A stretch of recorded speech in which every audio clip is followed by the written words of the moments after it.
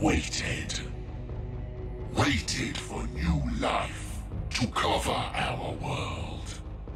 Life weak with the warp's taint. The time was ripe. Ripe to wake. To finally defeat the old ones. To take the galaxy for ourselves. Our old enemies left us a gift. One that tore the planet apart and trapped us here. This is a rude awakening, but this planet shall learn to fear the Necrons again.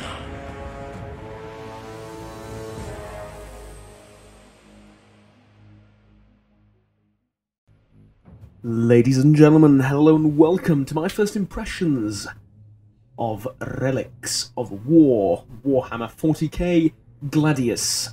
Actually, Warhammer 40K Gladius Relics of War, but that's a title that's way too long, and if I were to keep repeating it, it would compose like 50% of the video. So, henceforth, welcome to Gladius. Gladius is a hex-based, 4X, turn-based strategy game set in the Warhammer 40k universe. That is a mouthful, but it perfectly describes what is before us, and what is before us is a really, really good game.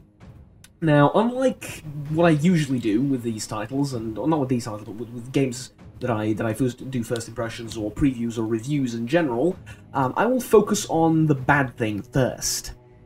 Because there is a lot of good stuff to talk about, and it will compose, again, like 90% of the video will be me praising this game, because it is really, really bloody awesome. So, instead, right now, I will just talk about the one bad thing first, and then we'll get into the good stuff later down the line, which is usually not how you do it, but this is a special case. So, the one main complaint I have about the game, and the one big downside for me, is scale and scope, right? So it's a 4X game set in the Warhammer 40k universe, meaning that war, combat, and battle is pretty much what your bread and butter will be for the entirety of the game, for the entirety of the campaign, right? And I'll talk about the map and the quests and the 4X elements and all of that later down the line, but first of all, the scope and the scale is missing. Kind of. Not in terms of the combat and in terms of the map itself, but in terms of the overall game. You have 4 factions available and 1 map. Now sure, the map isn't the same always, it's randomly generated, you can change the size of the world, you can change a lot of things actually in the world, like density of various different things, really. You can change the amount of flora and fauna present. Most of the fauna, by the way, is hostile and will attack your units, and is pretty damn big problem, all things considered. But yeah, it's you can control quite a lot about the map itself, but at the end of the day, it's 4 factions on 1 map battling each other out. Now, sure, you can set up teams as well, and you can have like 8 different factions, but like 8 different controlled players, I suppose, or 8 different players, I suppose. I mean, you know, it's only players if it's multiplayer, right? The 8 different AIs, I suppose, playing on the map as well. But you know, it's essentially there's 4 factions on 1 map, and the scale is sort of missing, especially if you're coming from something like Civ or Galactic Civilizations or I don't know, any of those games. Hell, even some of the Paradox stuff, though it's not turn-based and hex-based over there, but still. It still rings somewhat true. So, what do we have here? Now, what about the good stuff? And that's like the rest of the video, right?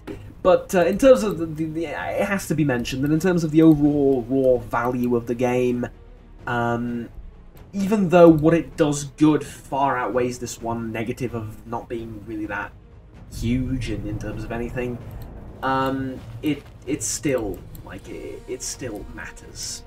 It really, really does. At any rate, let's talk about the good stuff first, and let's start from the very simplest of things, the aesthetic.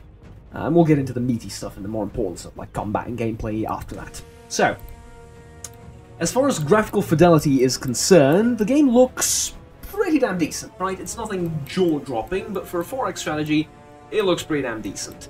The units are well-modelled, very accurate in terms of, you know, the actual plastic models you can buy, and the war and the lore for the various factions and stuff like that. You know, there's a decent bit of detail. And in terms of the planet itself, you have various different biomes. You have a lot of these like imperial ruins that you can find. So there's quite a lot of stuff around the map for you to play around with, to find, and it all looks very different. Trees are actually pretty damn beautiful, considering this is like a desert, and then you go over down here and there's probably like an Arctic area or something, and yeah. It's cool, it's cool. It's a very, very aesthetically fine-looking and pleasing game. So, now, let us talk about the combat. And we'll talk about the resources and the different factions and stuff like that in a bit, but for now, the combat itself.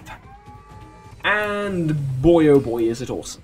So, you may expect that because this is a 4X hex-based game, that combat will look something like Civ.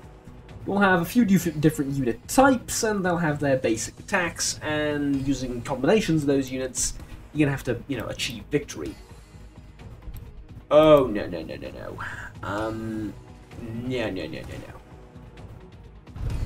Here, it is quite different.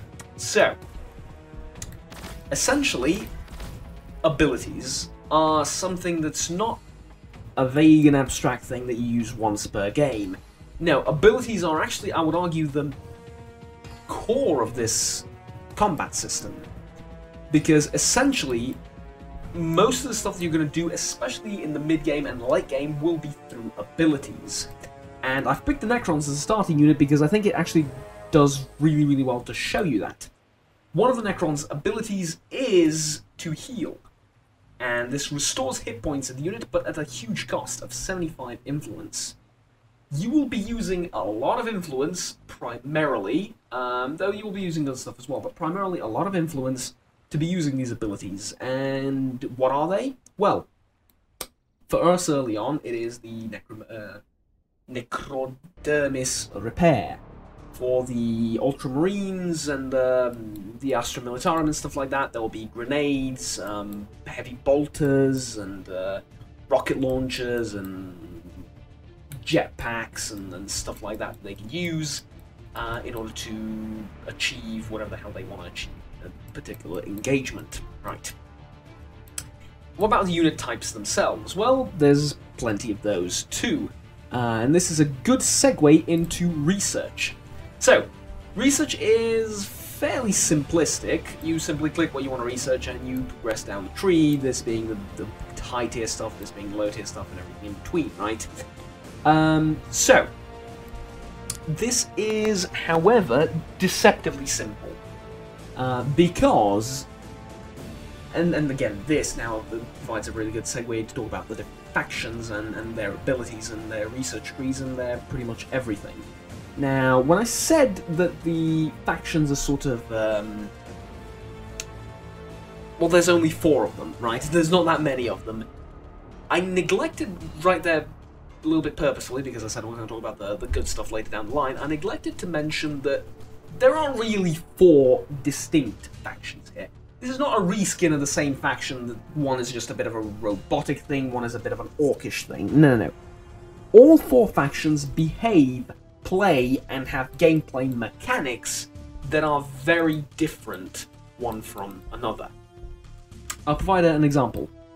1 is obviously the abilities, 2 is the research. Usually you'll find in 4X games that research is more or less the same for everyone, they just get sort of different buffs here and there, and some flavor research here and there that others don't get, but generally you see the sort of same curve, right? You see the same sort of general idea happening. Something will boost your production, something will boost your resources, something will unlock new units for you. No. Well, yes, there is that. There is stuff that boosts production, there is stuff that provides buffs to units, but from the very core, the research trees of all of the different factions are nothing like one another. Right? So here, and I guess at the very start is the most similarities, but as you continue down the line, they branch off into very different stuff. Here, the most similar thing I found to a royal pyramid was the fact that other factions have a sort of similar building that produces heroes. Right? But it's... No. It's nothing like that. The heroes for the Necrons and the Orcs and the Ultramarines are completely different. The way you actually play the factions and the stuff that you unlock and their play styles are very different as well. So, with that being said, let me try and provide a somewhat decent example of this. The Necrons, for example, have 4 different resources they can collect. Oh yeah, the differences extend to resources as well. You'll see that when I say 4 factions, these are 4 different bloody factions, right? So, the Necrons the Necrons collect or energy research and influence. The Astra Militarum, not so much. But I haven't played that much with the Astra Militarum. I have played quite a bit with the Space Marines, and I will tell you about them. So they collect something called requisitions instead of ores. How so? Well, ore is pretty obvious what it is, right? It's metal from the ground that you extract and process. Requisitions, on the other hand, is minerals and food together used as one resource. Interchangeable, right? Now, if you think about this for a moment, you're like, okay, but if you look at the map and look at the factions themselves and look at, pragmatic situations that you get to use these things at, then you will notice that, hold on, there's a bit of a problem with that, isn't it? Well, yes. For example, there is a grassland area here. Now, this is a grassland area, and it can provide a decent bit of food, right? Supposedly. You could build farms there, and it'd be food, Everyone loves food, right? Well, apart from the Necrons, they don't eat. But yeah, you can produce food. Now, for the Orcs, good, food. For the Space Marines, great, requisitions. Whether it's food or metal, we use both. Right? Doesn't matter, it's one resource for us. For the Necrons, this is useless. Think about that. For the Necrons, we don't need a grassland. Who the hell needs that? We need ores, we need energy. So this, in terms of resource output, to us is useless. Whereas a desert with a load of rocks in it, yes please. So that's the sort of uniqueness that I'm talking about. And this extends throughout pretty much every single aspect of the game. It's really phenomenal. Right. So, where else? Well, obviously the buildings, the structures, and all of that. But I think that's about it as far as like the different factions being completely unique one to another. They really are. Period. At any rate, all right. Let's move on to something else. What about unit movement? How is this done? And I think this is not like something that you really write home about, but I think it is important enough to be mentioned. So, as far as unit movement is concerned, units move like so. Hex-based, rather obviously, but whenever you move a unit, you will also notice that you get a lot of UI information. I'll talk about the UI separately, but for now, let's say I want to move this unit from here to here. If you want to move it within its move radius, then obviously just select and click. Yeah, nothing, no two ways about it. But if you want to use this unit to move this unit somewhere outside of its movement range, it'll queue up an order. You execute this order before the end of your turn if you haven't moved the unit manually.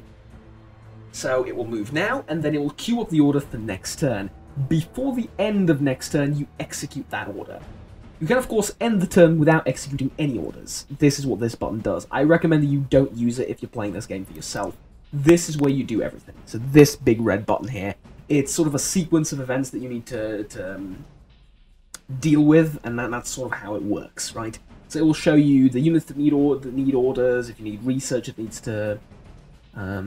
to pick research, or if you need to build stuff, or if some of your cities or pops in your cities are idle, or anything like that. So it'll let you select through it and scroll through through here, and if there's nothing, it will change into an end turn button. So I recommend that you do everything through this thing. Now, let's clear this unit out, and gather up a bit of influence, and we can heal this unit after this turn is done. But we will move down here to resecure the vault. Oh, lovely. And now, hold position, Overwatch. So, actually, are you not injured? You should heal. Yes, hold position, you can be healed. And you should probably do the same thing. Now, like I was saying, if you want to move this unit all the way over there, it'll queue the order and then you get to execute the order. What if something stops this unit? For example, so there's the route. What if something gets in the way?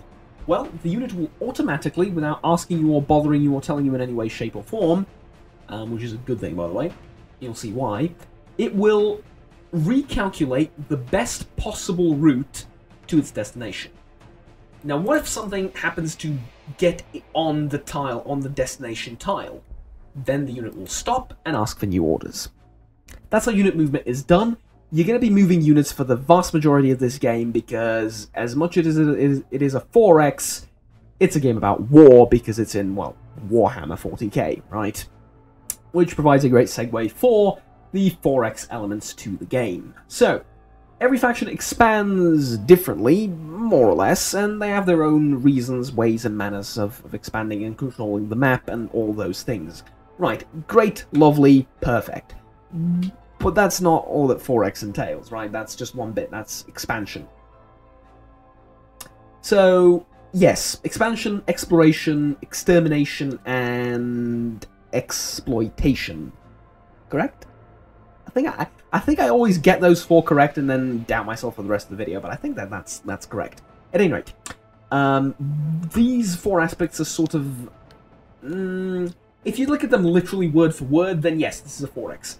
Usually in 4X games, though, you expect a degree of freedom that you might not see here. How so? Well, usually in 4X games there is, and in grand strategy games in general, there are different routes for you to go down. Diplomacy, science, culture, and then obviously, you know, war and stuff like that. This is Warhammer 40k. You cannot be a pacifist. There is no such thing. Your main focus here will be war and fighting other factions, which is good. The combat system is great, and it's a great, in terms of combat, it is really a good game, and I don't mind this fact at all. However, it is worth mentioning. Now, what about the actual map itself and all that? Well, the map is a little bit small. This is not the biggest it can be. You can get a pretty damn big map. This is, I think, medium size. You get a huge size map for 8 players, but it does seem a little bit small. Again, coming from something like Civ or Stellaris or Galactic Civilizations or what was it? There was a new one that's space-based, another 4X game. The map is a little bit small. Now, I'm hoping that maybe with mods and stuff like that we can add bigger maps, but for now, the way things are, the map is pretty damn small. Even on the biggest setting, it doesn't seem that extensive and huge. Now, what about the map itself, though? Not just the size, but the quality of the map. Well, there is one thing that I sort of maybe expected to be a little bit different, but it ended up not being so. That's an element of verticality. Now, the element of verticality does exist. I mean, there's a sheer cliff here, right? That should tell you much. But basically, the game, of the map, sorry, is a series of plateaus, right? There's a plateau here, and then this plateau is above it, and then, like, this plateau I would imagine is... It looks to be, like, below this one, and then this one's above that one. But that's about it, right? One level above, one level below. That's sort of the verticality that you get. And fair enough, this is very useful in combat, and it's, you know, you can use this, and that's all great. But I expected maybe a little bit more from the planet of Gladius. Right, now, fair enough, it's you know, it's no death world or anything, but, well, I guess it depends on who you ask, right? Like, it's no cracked world that, you know, you're fighting on floating pieces of asteroids or whatever, but I expected it to be at least somewhat similar to Earth, and a little bit similar to Civ. Whereas I was expecting tile variations in height from tile to tile. Maybe not even from tile to tile, but this seems a little bit flat in general. Now this could be both a good thing and a bad thing. The fact that the map works in these plateaus is not necessarily bad, like I said. Essentially, if you have a large amount of units, then it's good. I mean, you can hold one sort of large up a level, quote-unquote, plateau. You can hold it against an enemy that's attacking you, and you have a huge advantage.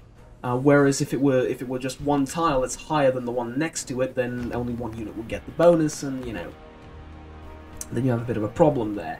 But this way, in terms of if you have a lot of units in the mid-game or late game, then yeah, this provides you sort of that type of advantage. But overall, yeah, this I don't know, I guess I expected something a little bit different when I loaded in, but it seems a little bit flat, for better or worse. Again.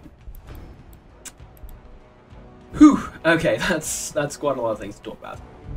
Let's see, what else? Yes, the neutral creatures. Now, from what I've heard, I never actually got invited into the beta, but from what I've heard, in the beta stages of the game, the neutral creatures, not neutral, they're hostile to everything, so the hostile to everything creatures were actually very, very, very tough. And to the point of, they were a lot tougher than other players in, like, the early game, and even somewhere in the late game. If you get a horde of stuff that bunches up together and attacks you, it's a real challenge and a real issue to deal with it. Now, though, they seem to have been nerfed quite a bit. Though, I will add that in the, at the start of the game, when you're setting everything up, you can change the density. Not the toughness or the difficulty, but the density of wildlife on the planet.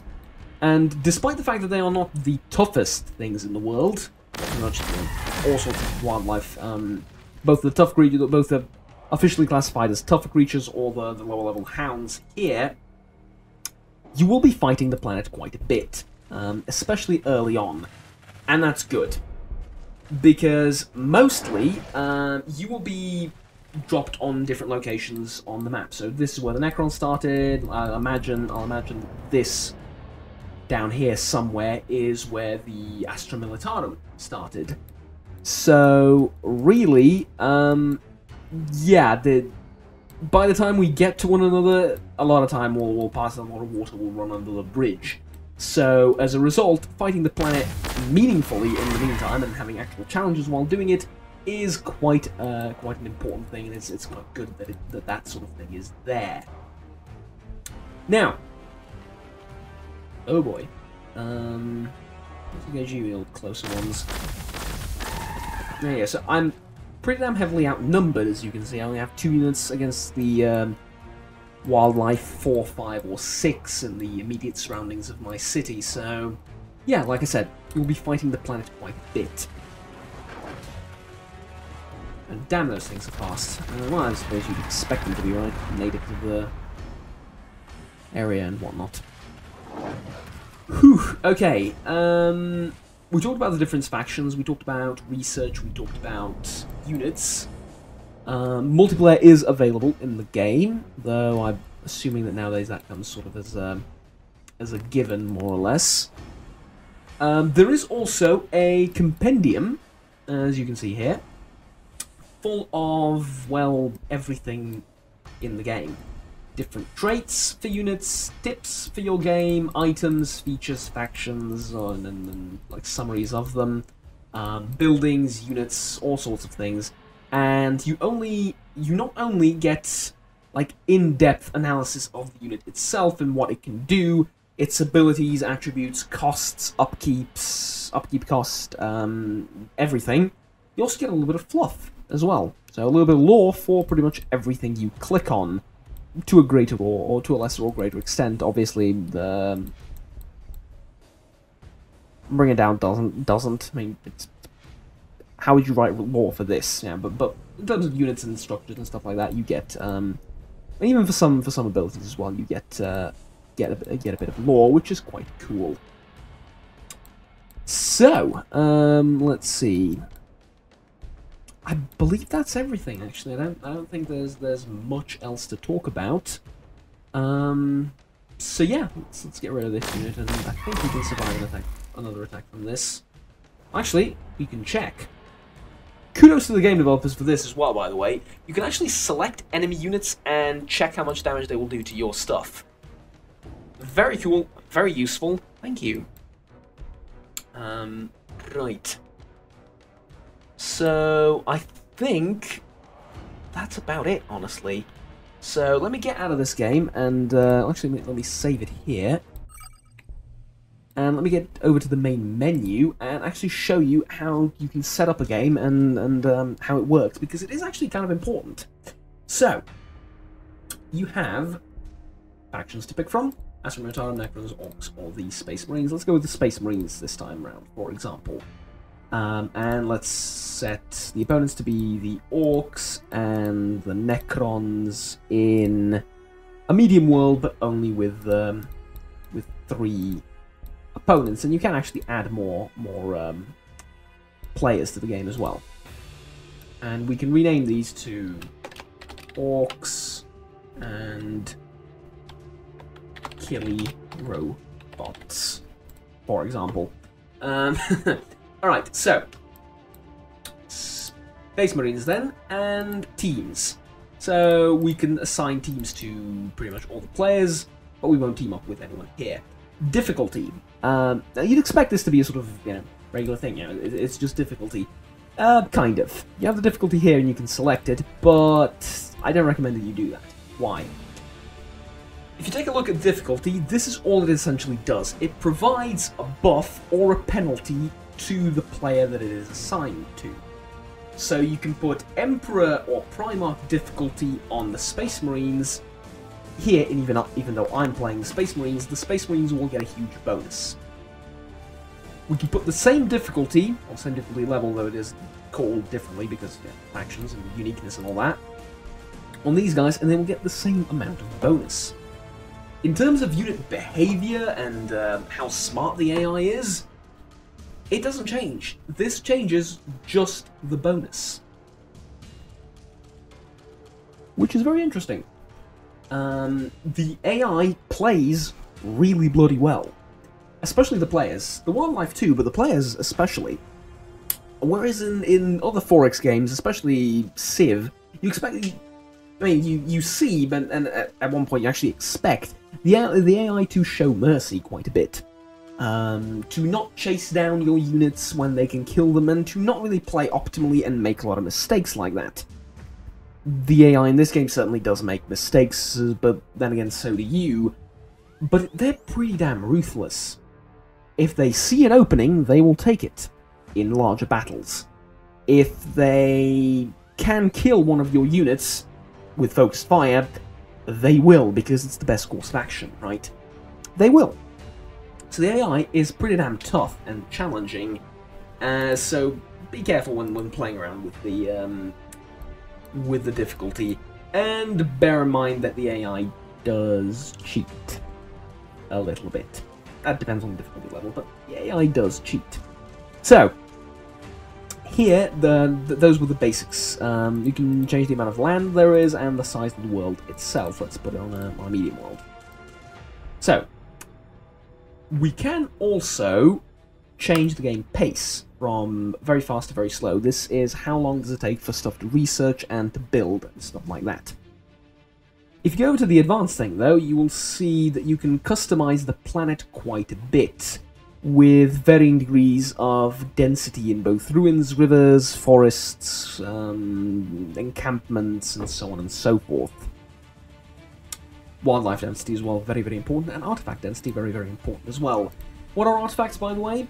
Well, not to go too into depth of the artifacts and different stuff that you'll find on the map, but suffice it to say there is stuff scattered throughout the map for you to find. And when you find it, it will provide various buffs to either your characters or your empire or your units or the surrounding area or whatever. But yeah, there's all sorts of stuff for you to discover on the map and take advantage of. Now, that's about it, I think. Let's see. I think I talked about everything. There are also sort of like quests on the map. So, for example, here, this is Chapter 1.